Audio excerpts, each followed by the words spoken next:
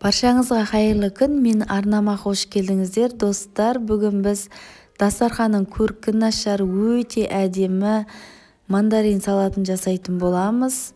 Видеоны соңына дейін қараңыздар. Және де менің каналыма тіркеліп кетуді ұмытпаңыз.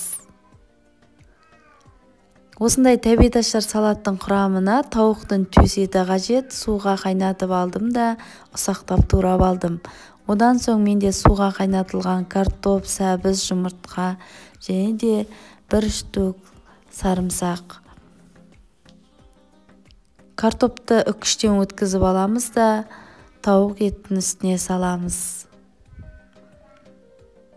Достар, менің каналымда сіздерге арналған өте қарапайым рецепттер бар. Сондықтан да менің каналыма тіркеліп кетуді ұмытпаңыздар. Және де лайк басып, пікір жазып, қолдауды міндетті түрде білдіріңіздер. Қазақша контенттің дамуына өз үлесіңізді қосыңыз. Келесі кезекте жұмыртқаны да үккіштен өткіземіз. Және де сарымсақты да үккіштен өткізіп, оны да картоп пен тауық етінің үстіне саламыз ыдысымызға.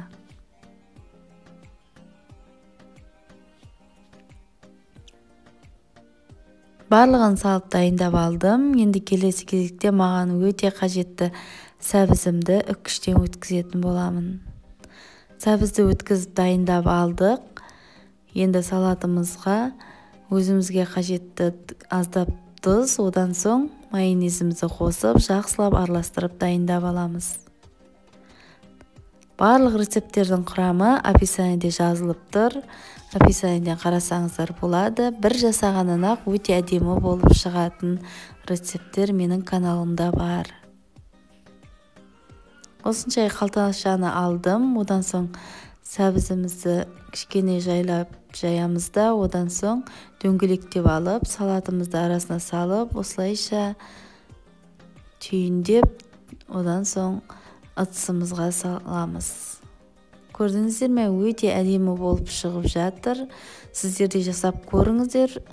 Бір жасағанда өте әдемі, дәмді болып шығады.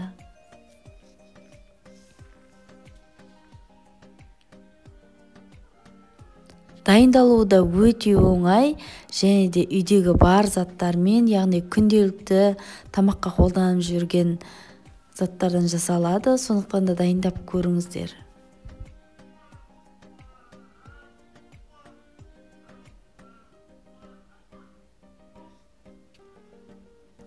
Дайын болған мандариннің жапырақшасын мен аскөкпен әсемдедім. Сіздер ақжелкенмен әсемдесеңіздер өте әдемі болады. Мендегі бары осы аскөк болды. Мінекей достар, біздің салатымыз дайын болды. Көріп тұрғандарыңыздай өте әдемі, тәбет ашарлықтай болды.